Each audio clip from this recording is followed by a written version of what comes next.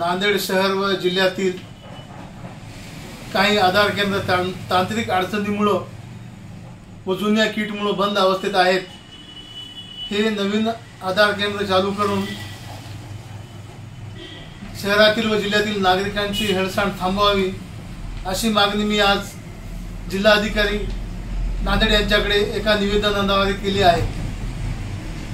2012 पासून जिल्ह्यामध्ये जुन्या किट आधार केंद्रामध्ये वापरल्या जात आहेत।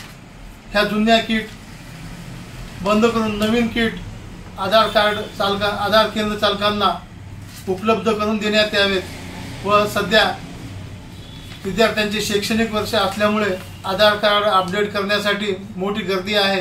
तसेच ज्येष्ठ नागरिक, महिला, पुरुष, दिव्यांग व्यक्ती हे सुद्धा आधार कार्ड अपडेट करण्यासाठी मोठ्या प्रमाणामध्ये रांगेमध्ये उभे टाकत आहेत।